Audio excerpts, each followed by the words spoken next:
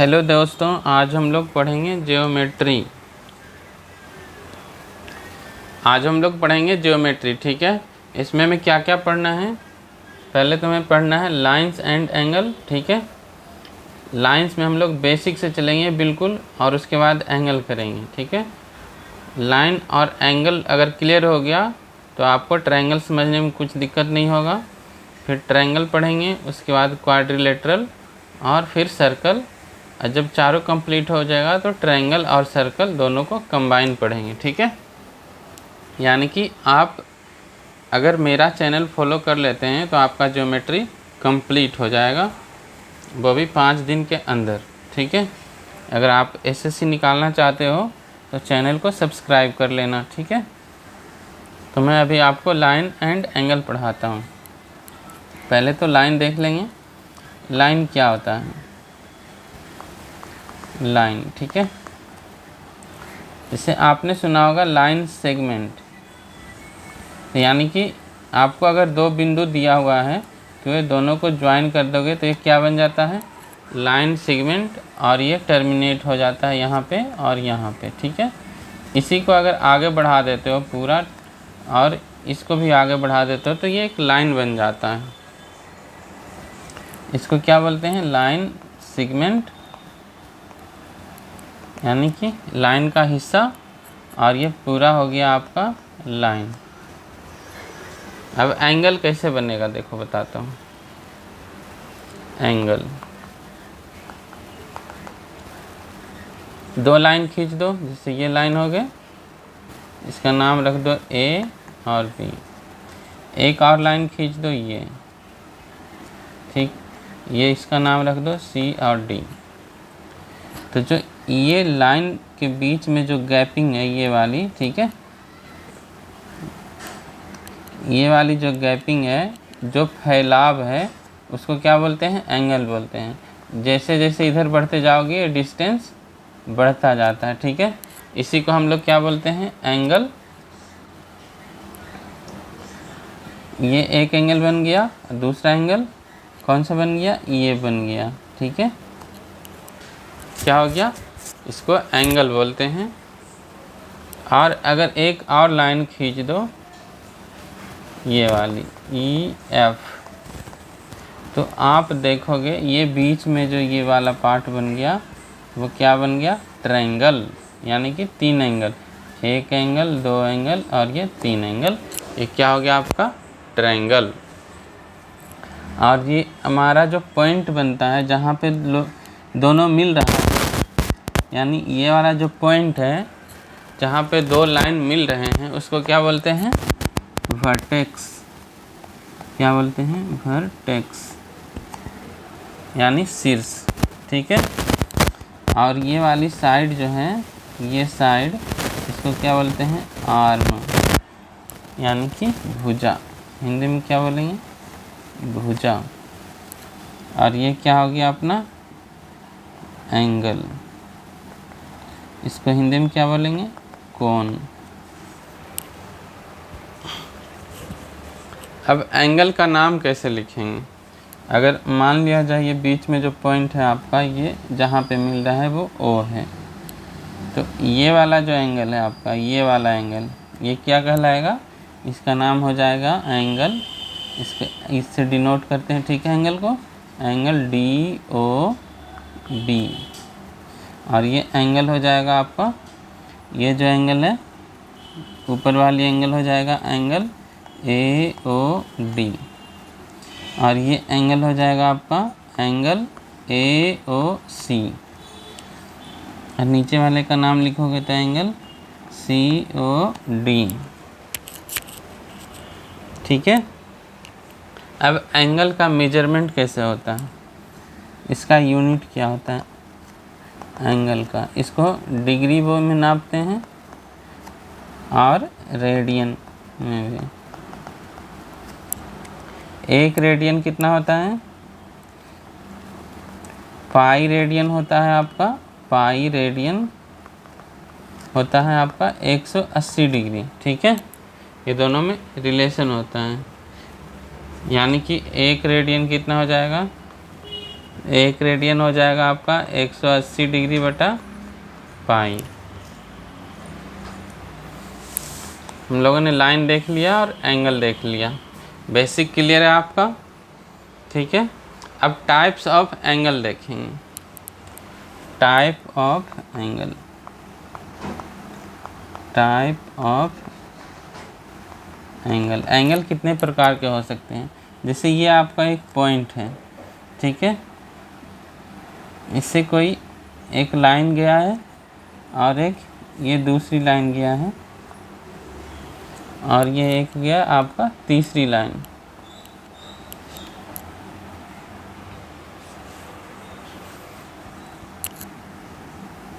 नीचे का मिटा दो, ठीक है।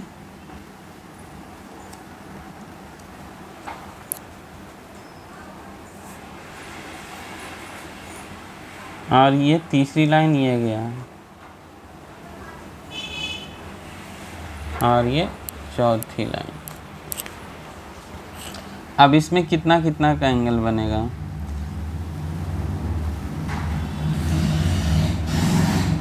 ये जो है हमारा क्या होता है, एंगल चार्ट है। ये 0 डिग्री होता है, ये 90 डिग्री होता है, ये होता है आपका 180 डिग्री, ये 270 डिग्री और यहीं पे 360 डिग्री बनता है। तो पहला तो होता है हमारा एक्यूट एंगल। कौन सा एंगल, एक्यूट एंगल यानी न्यून कोण, एक्यूट यानी कि न्यून कोण। ये कौन सा एंगल होता है, जो 90 डिग्री से छोटा हो। कितना हो, लेस देन 90 डिग्री। जो 90 डिग्री से छोटा हो उसे क्या बोलेंगे, एक्यूट एंगल। अब यहाँ देखो एक ये वाला जो है पार्ट 90 डिग्री, ये हमारा यूज हो रहा है, ठीक है। यानी कि ज़्यादातर स्टार्टिंग का रिलेशन यहीं से होगा 90 डिग्री से। दूसरा एंगल होता है राइट एंगल। राइट एंगल यानी कि समकोण। ये क्या होता है, इसको जो एंगल 90 डिग्री का हो यानी इक्वल टू 90 डिग्री। एक होता है ऑब्ट्यूज एंगल। ऑब्ट्यूज एंगल यानी कि अधिक कोण। अधिक कोण, जो एंगल क्या हो 90 डिग्री से बड़ा हो, 90 डिग्री से क्या हो, बड़ा हो, यानी थीटा जो है यहाँ पे क्या है 90 डिग्री से बड़ा है और क्या हो 180 डिग्री से छोटा हो।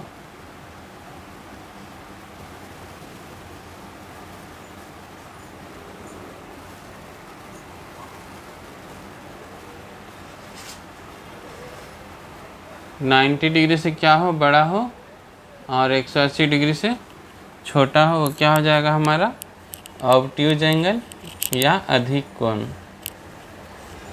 एक आपका होता है स्ट्रेट एंगल। कौन सा एंगल होता है, स्ट्रेट एंगल। स्ट्रेट एंगल यानी कि इसको हिंदी में बोलते हैं रिजु, रिजु कोण। जो कोण 180 डिग्री का हो यानी इक्वल टू 180 डिग्री।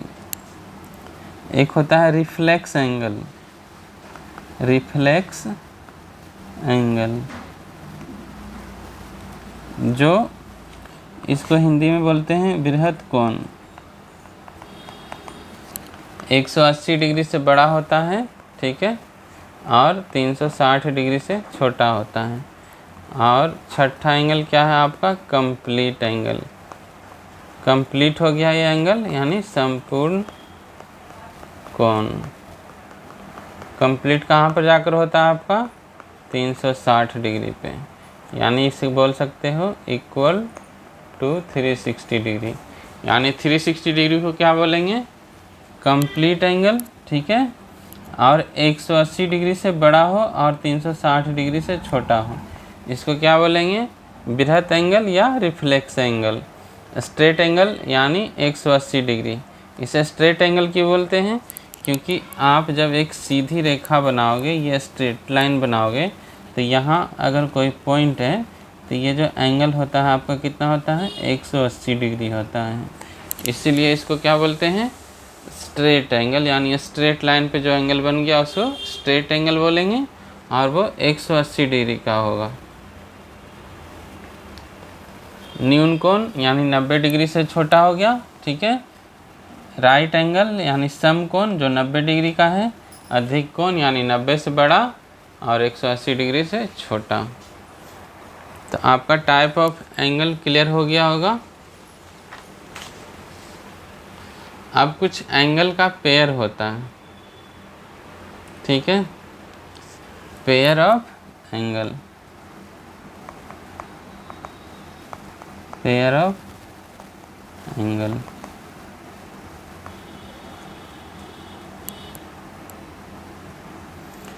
इसमें क्या आता है, पहला तो आ जाएगा आपका complementary, complementary angle. Complementary angle कौन सा होता है, इसको हिंदी में क्या बोलेंगे कॉम्प्लीमेंट्री को,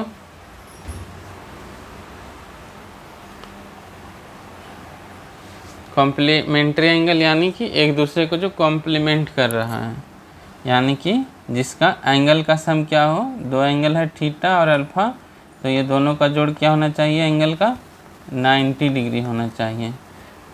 यानी कि sum of two angle, sum of two angle, दो ही एंगल का होता है, ठीक है। Sum of two angle equal to 90 degree, तो ये क्या कहलाएगा, कॉम्प्लीमेंट्री एंगल। एग्जाम्पल में आप लिख सकते हो 30 डिग्री और 60 डिग्री, दोनों का एडिशन कितना होगा, 90 डिग्री। और लिख सकते हो 35 डिग्री, दूसरा 65 डिग्री, दोनों को जोड़ोगे तो क्या आएगा, 90 डिग्री आएगा। और क्या लिख सकते हो, 40 डिग्री और 50 डिग्री। इसके अलावा एक और होता है supplementary angle, supplementary angle. Supplementary angle कौन सा होता है, जिसमें दो कोणों का योग कितना हो, थीटा प्लस अल्फा, यहाँ क्या हो जाएगा 180 डिग्री, ठीक है। यानी sum of two angle equal to 180 degree, तो ये क्या कहलाएगा, सप्लीमेंट्री एंगल। एग्जाम्पल में ले लो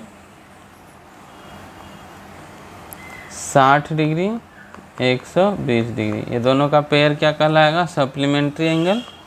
या 70 डिग्री 110 डिग्री, दोनों को जोड़ोगे कितना आएगा, 180 डिग्री, यानी ये दोनों क्या है, सप्लीमेंट्री एंगल है।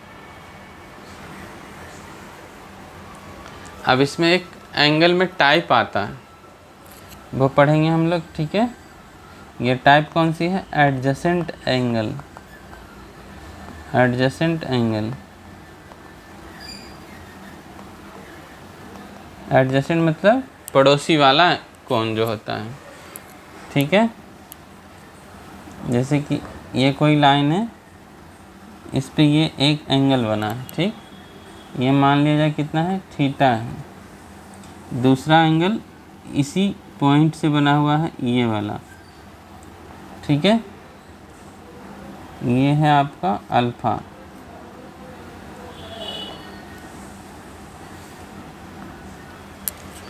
तो यहाँ एंगल थीटा और अल्फा क्या हो गया, एंगल थीटा एंड अल्फा क्या हो गया, एडजेसेंट एंगल हो गया,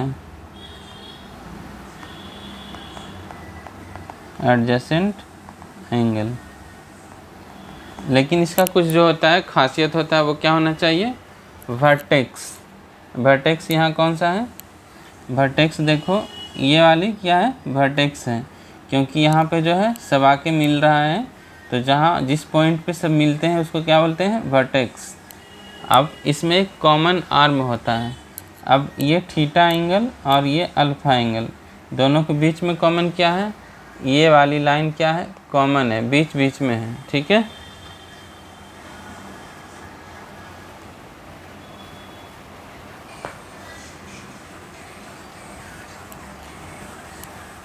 ये अल्फ़ा जो है आपका यहीं तक होगा,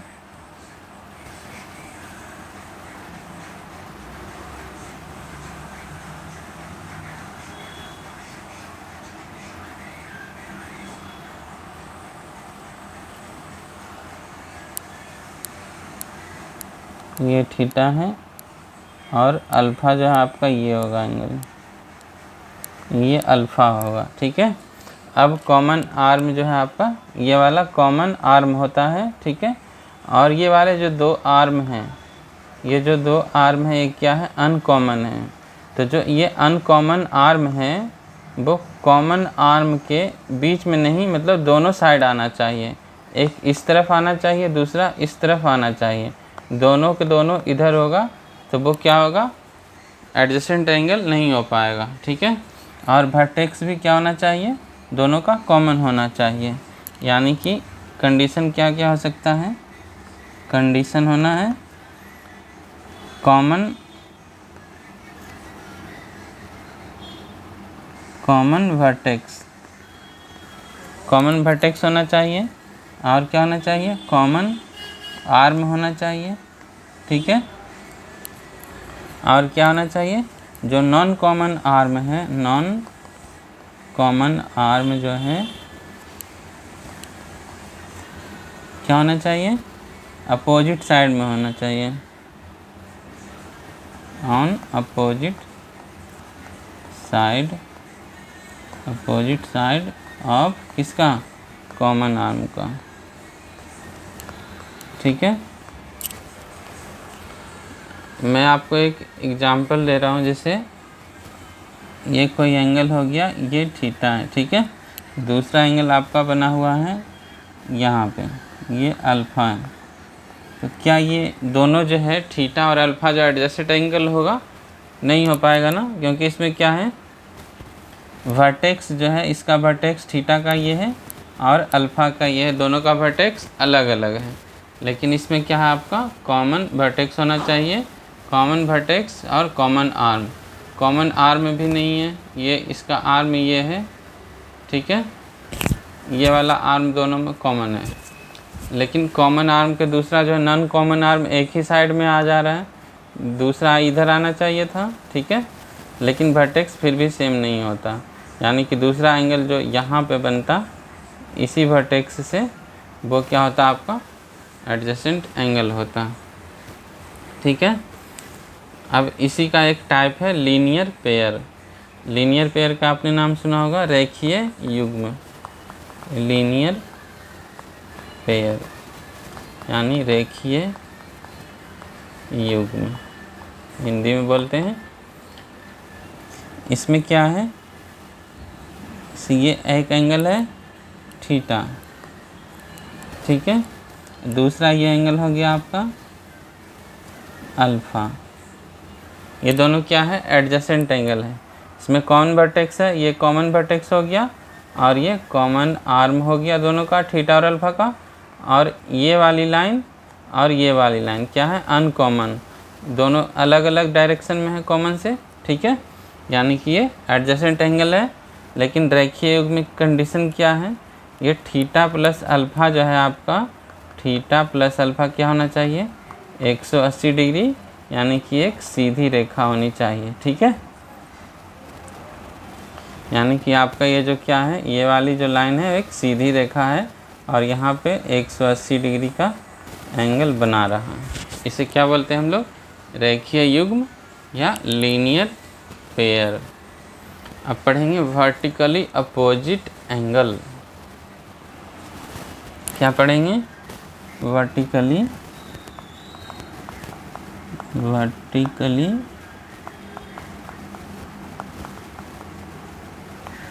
अपोजिट एंगल। इसको क्या बोलते हैं, शीर्षाभिमुख कोण। हिंदी में क्या बोलेंगे, शीर्षाभिमुख कोण। इसमें जो होता है, जब दो लाइन आपस में इंटरसेक्ट कर रहे हो, जैसे ये पहला लाइन है, ये दूसरा लाइन। ठीक है, आपका यहाँ पे ये हो गया बीच में वर्टेक्स, ये क्या हो गया वर्टेक्स, और ये वर्टेक्स से ये वाली जो ऐसे है एक दूसरे का अपोजिट, ये क्या कहलाएंगे, ये वाला एंगल और ये वाली एंगल क्या कहलाएंगे आपस में, वर्टिकली अपोजिट एंगल, ठीक है। और दूसरा वर्टिकली अपोजिट कौन सा होगा, एक ये वाली एंगल और एक ये वाली एंगल, क्या होगा, ये दोनों आपस में वर्टिकली अपोजिट एंगल होते हैं, ठीक है। यानी कि इसे लिख सकते हो ABCD। तो ये एंगल कौन सा हो जाएगा, बीच में सेंटर O है तो एंगल हो जाएगा ये AOB और ये एंगल हो जाएगा DOB, ये एंगल हो जाएगा DOA एंगल BOC, ठीक है। आपको यह एंगल लिखने आना भी चाहिए कि कैसे कैसे एंगल लिखा जाता है, ठीक है। तो वर्टिकली कौन कौन सा अपोजिट हो गया, ये दोनों आपस में वर्टिकली अपोजिट हो गया एंगल AOB और ये DOB। और दूसरा कौन सा हो गया, DOA और BOC। यानी कि वर्टिकली अपोजिट एंगल जो होता है, एक इसका एक खास गुण है कि दोनों आपस में बराबर क्या होते हैं, बराबर होते हैं। वर्टिकली अपोजिट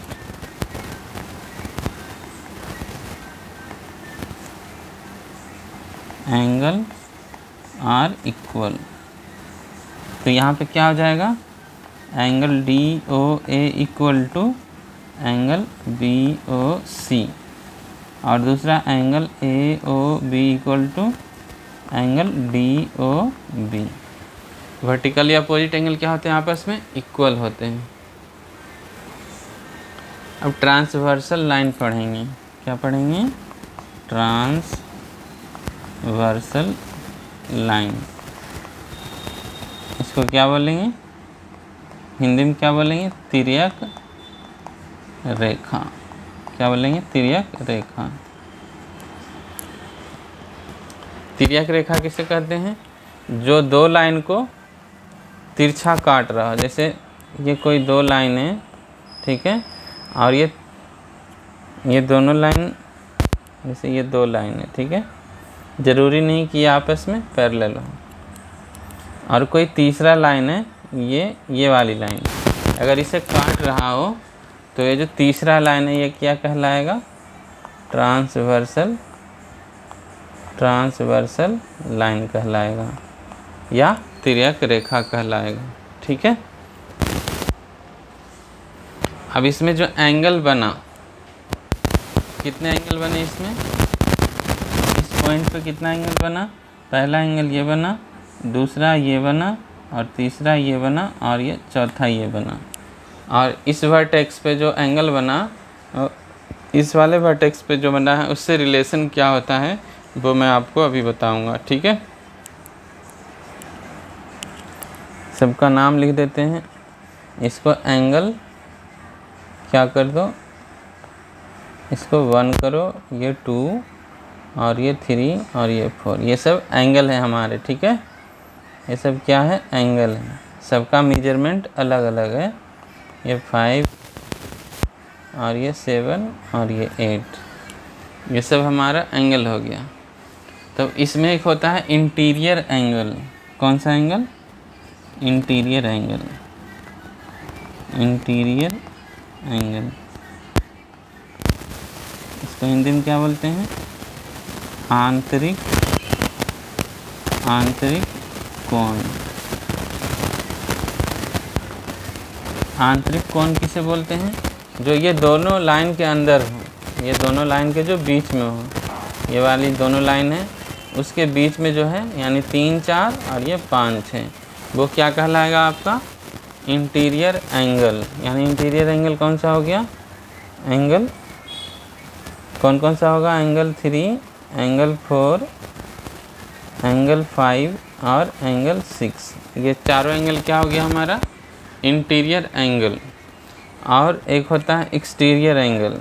कौन सा angle, exterior angle. Exterior angle यानी बाह्य कोण, बाह्य कोण। इंटीरियर का अपोजिट क्या होता है? एक्सटीरियर। यानी कि ये दोनों रेखा के जो बाहर है, ठीक है, ये दोनों रेखा का जो बाहर है वो क्या हो जाएगा आपका? Exterior angle. यानी 1, 2 और 7, 8, ये कौन सा एंगल हो जाएगा आपका? Exterior angle. एंगल 1, एंगल 2 और एंगल 7 और एंगल 8 आपका क्या हो गया? एक्सटीरियर एंगल हो गया।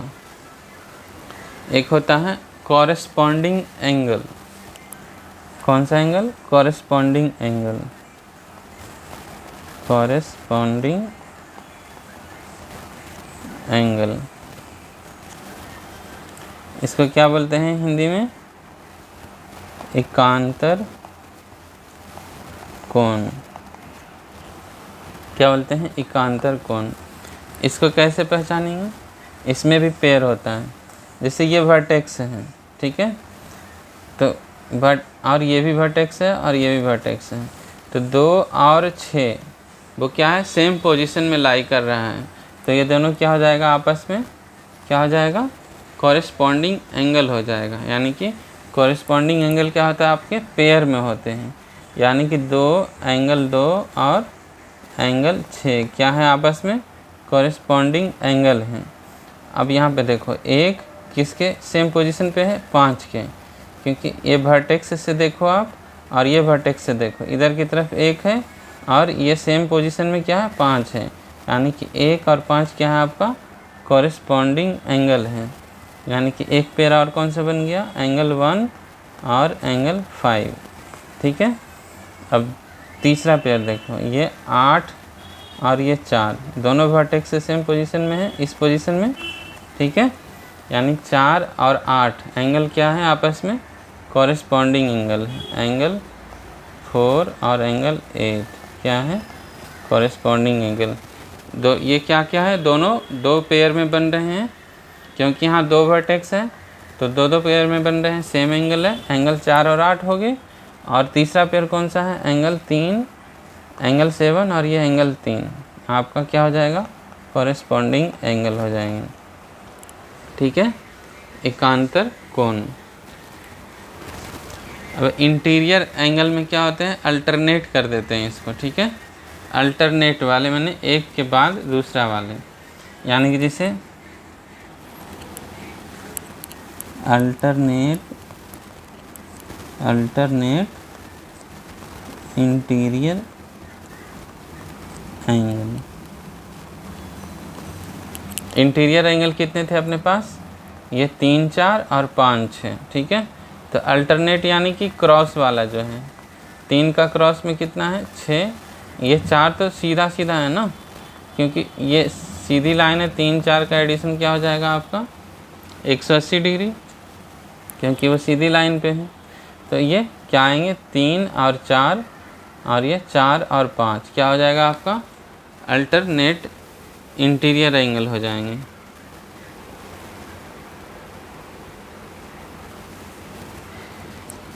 यानी कि एंगल 3 और एंगल 6 ये क्या हो जाएगा आपका? Alternate interior angle. एक और इंटीरियर एंगल कौन सा बनेगा? 4 और 5 एंगल, ठीक है, अल्टरनेट इंटीरियर एंगल। और एक्सटीरियर एंगल, अगर अल्टरनेट एक्सटीरियर दिया हो, ठीक है, अल्टरनेट एक्सटीरियर पूछ रहा हो, अल्टरनेट एक्सटीरियर एंगल, तो ये कौन सा बनेगा आपका? एक्सटीरियर में देखो कितने एंगल हैं, इधर 7 और 8 है और 1 और 2 है। तो अल्टरनेट में ये 1 के साथ कौन सा आएगा? 1 के साथ ये 8 आ जाएगा और ये 2 के साथ ये 7 आ जाएगा। यानी कि एंगल 1 इसके साथ पेयर कौन बनाएगा? 8 और एंगल 2 के साथ एंगल 7, ठीक है।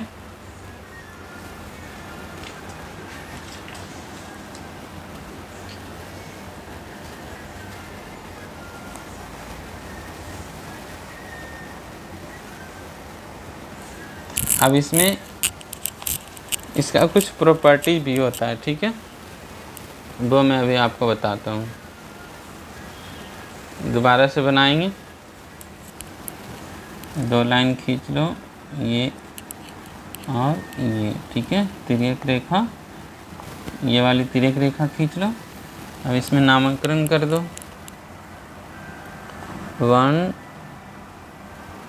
2 3 4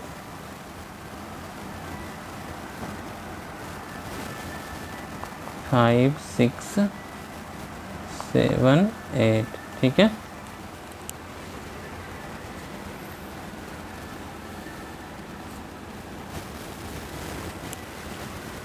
अब जो आपका अल्टरनेट इंटीरियर एंगल है, अल्टरनेट इंटीरियर एंगल, वो क्या होते हैं? आपस में बराबर होते हैं, ठीक है। आपस में क्या होंगे? अब बराबर होंगे। वो कैसे? जैसे यहाँ देखो, एंगल 3 और 7 क्या है? वर्टिकली अपोजिट एंगल है। यही बन रहा है ना, दो लाइन आपस में काट रहे हैं बस यहाँ पे।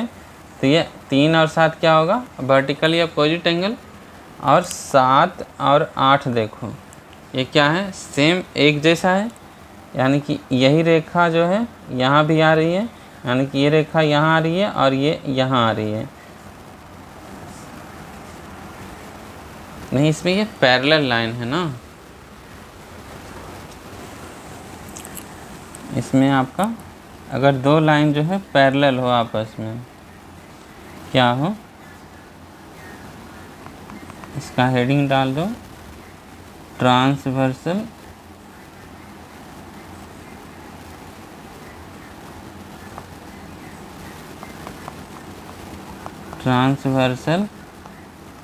Of parallel line, transversal of parallel line. यानी कि यहाँ पे जो दो साइड है ए बी और ये सी डी, क्या है? A B parallel C D, ठीक है।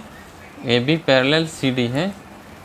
तो वर्टिकली अप एंगल जो है हमारा 3 और 7, ये क्या होता है? पैरेलल हो या कोई ना हो, क्या होता है? वर्टिकली अपोजिट एंगल क्या होता है? हमेशा एक दूसरे के इक्वल होता है। यानी 3 और 7 क्या होगा? इक्वल होगा। लेकिन यही वाली लाइन यहाँ पे भी है और ये वाली जो लाइन है, ये वाली लाइन इसके पैरेलल है। तो 7 और 8 क्या हो जाएंगे? आपके इक्वल हो जाएंगे, ठीक है। तो 7 और 8 अगर इक्वल हो गया तो 3 और एंगल 8 क्या होंगे? आपके इक्वल होंगे, क्योंकि 3 जो है किससे है? 7 से इक्वल है और 7 जो है 8 से इक्वल है। लिख सकते हो एंगल 3 इक्वल टू एंगल 7, जो एंगल 7 किसके इक्वल है? एंगल 8 के। यानी कि एंगल 3 इक्वल टू एंगल 8। ये क्या हो गए? दोनों अल्टरनेट इंटीरियर एंगल। ये इंटीरियर एंगल होते हैं इसके अंदर वाले, और ये दोनों अल्टरनेट हो जाते हैं। यानी कि अल्टरनेट इंटीरियर एंगल क्या होता है? इक्वल होता है। तो क्या लिख देंगे पे? Alternate interior angle is equal. कब? जब ये दोनों रेखा क्या हो? पैरेलल हो आपके, ठीक है। अब यही कंडीशन लाई करता है कहाँ कहाँ पे? एक्सटीरियर वाले पे, यानी 7 और 4 पे भी लागू होगा।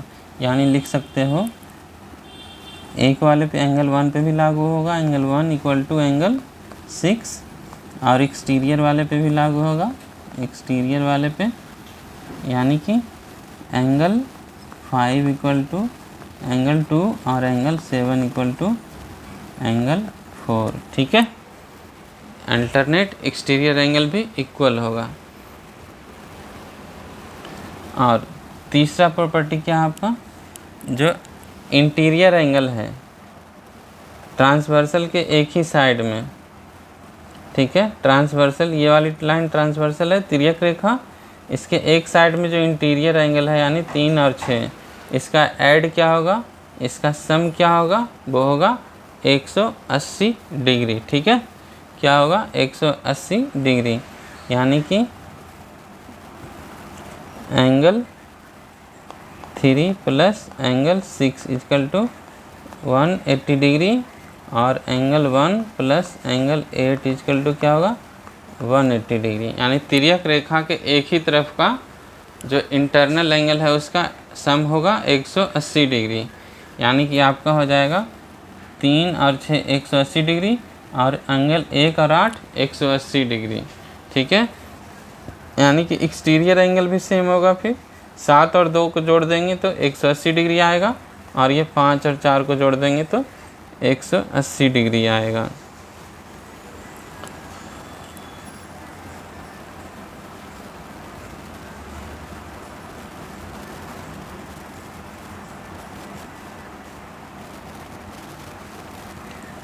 यानी कि लिख सकते हो angle 7 plus angle 2 equal to 180 degree, और angle 5 plus angle 4 equal to 180 degree. ठीक है,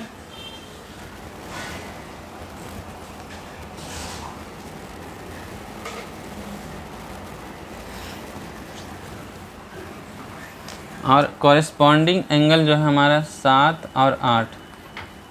अब जब ये दोनों पैरेलल लाइन है तो 7 और 8 तो इक्वल ही होगा। ठीक है, और एक का कॉरेस्पॉन्डिंग क्या होता है 2, ये भी इक्वल, और 5 और 6 ये भी कॉरेस्पॉन्डिंग एंगल है, ये भी इक्वल होगा, और 3 और 4 ये सब सारे इक्वल होंगे। यानी अगर लिखना है तो आप लिख सकते हो angle 5 equal to angle 6, angle 3 equal to angle 4, ये सब क्या है आपके कॉरेस्पॉन्डिंग एंगल, यानी एकांतर कोण। ठीक है, angle 7 equal to angle 8, angle 1 equal to angle 2।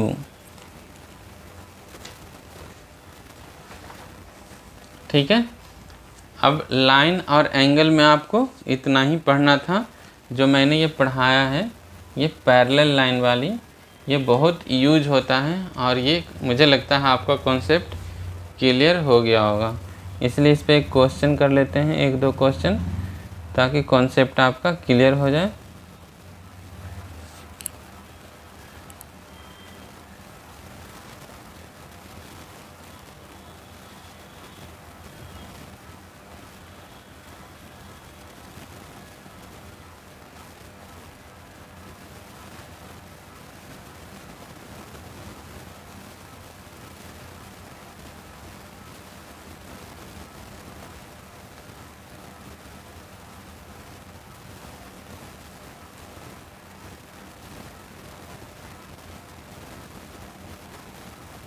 ठीक है, अब इसमें पहला क्वेश्चन में क्या दिया हुआ है, दी गई आकृति में A B parallel C D, यानी ए बी जो है क्या है सी डी के पैरेलल है। ठीक है, और ई एफ उन्हें काटती है, ई और एफ जो है इसे काट रहा है। ठीक है, तो एक्स का मान निकालना है।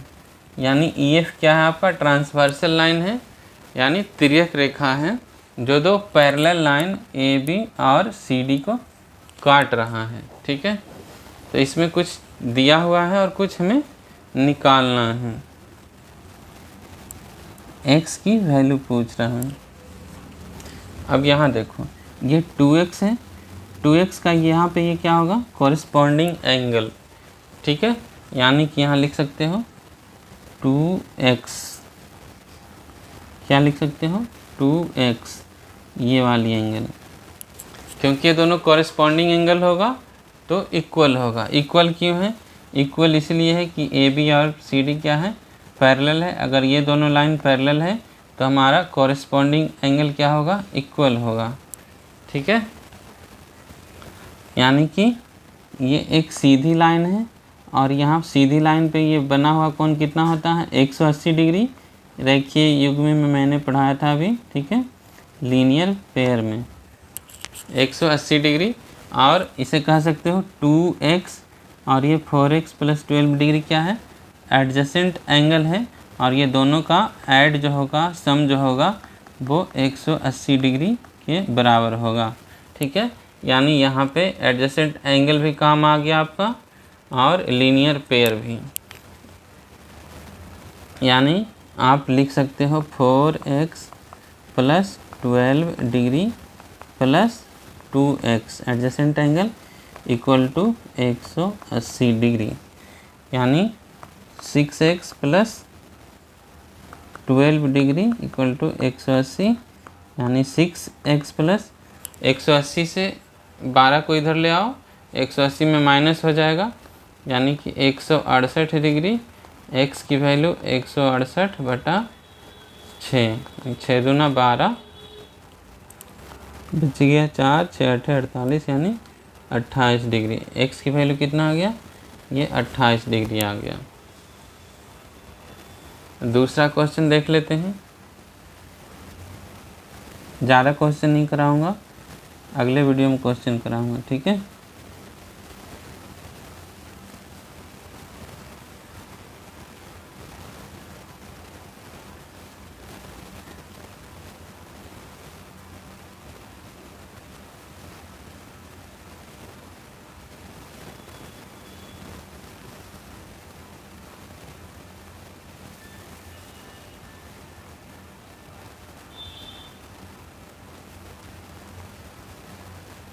इसका फिगर ले आते हैं।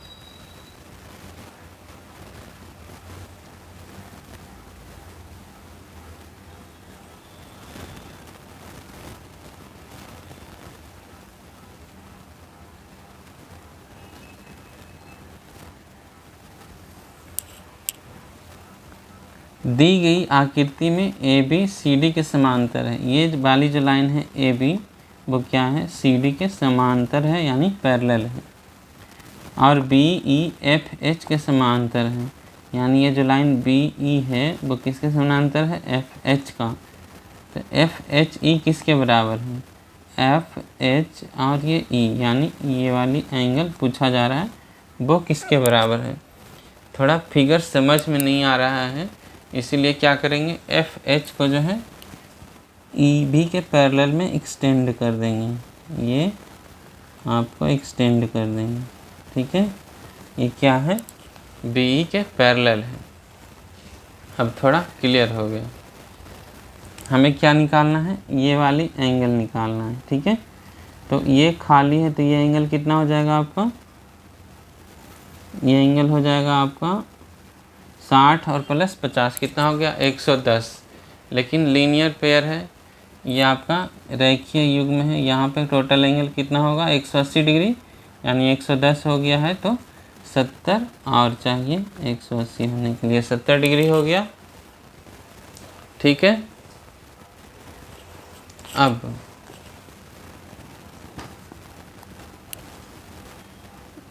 ये वाली जो लाइन है क्या है, दो पैरेलल लाइन को ए बी को और सी डी को काट रहा है, ठीक है। यानी कि अगर ये बढ़ा दोगे, ये बढ़ा दोगे, ठीक है, ये लाइन और ये लाइन बढ़ा दोगे तो आपको ये क्या मिलेगा, ये वाली एंगल एक ही साइड में जो है आपको क्या मिल जाएगा, एक ही ट्रांसवर्सल के एक ही साइड में इंटरनल एंगल जो होता है वो क्या होता है, 180 डिग्री होता है, ठीक है। क्या होता है 180 डिग्री, और ये अल्टरनेट इंटरनल एंगल क्या होता है, इक्वल होता है। यानी कि ये वाली जो एंगल हो गया आपका क्या हो जाएगा, 50 डिग्री का हो जाएगा। कितना हो जाएगा, 50 डिग्री, क्योंकि अल्टरनेट इंटरनल एंगल है ना, तो वो इक्वल हो जाएगा, 50 डिग्री हो जाएगा। अब टोटल कितने हो गए, 70 डिग्री और ये 50 डिग्री। अब हमें ये निकाल लेना है, ये एंगल कैसे निकलेगा,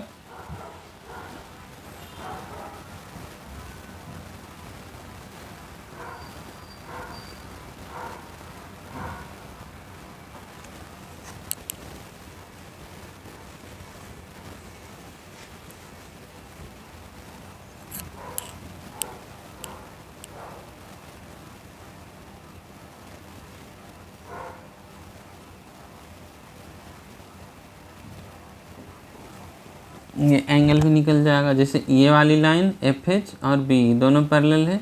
अब इसमें तिर्यक रेखा कौन सा बनाएंगे, ए और बी, ठीक है। कौन सा बनाएंगे, ए और बी, और दो पैरेलल लाइन कौन सा है, एफ एच और डी ई, ये दोनों पैरेलल लाइन है, ठीक है। तो ये वाली जो एंगल है और ये वाली एंगल क्या है, ये तिर्यक रेखा के एक साइड है, और एक साइड के दोनों इंटरनल एंगल का एडिशन कितना होता है, 180 डिग्री। अभी मैंने पढ़ाया था, ठीक है। तो तो ये एंगल कितना हो जाएगा, ये 50 है तो ये कितना हो जाएगा 130, ठीक है। अब आपका बन गया एक क्वाड्रिलेटरल यानी चतुर्भुज, ये वाली क्या बन गया आपका चतुर्भुज बन गया, ठीक है। तो चतुर्भुज के इंटरनल एंगल कितना होता है एडिशन 360 डिग्री, यानी अगर इसे x मानते हो, ये वाले एंगल x मानते हो तो x प्लस 130 प्लस 50 प्लस 70 ये कितने होंगे 360 डिग्री, यानी कि ये तीनों को जोड़ दोगे कितना आएगा 70 50 120 और 130 250, ठीक है। तो x इक्वल टू 360 माइनस 250 यानी 110 डिग्री, ऑप्शन ए हो जाएगा। कौन सा ऑप्शन होगा ए, 110 डिग्री। तो आज इतना ही पे समाप्त करते हैं, ठीक है। अगली बार मैं आपको ट्रायंगल पढ़ाऊंगा, तो चैनल को सब्सक्राइब कर लीजिए।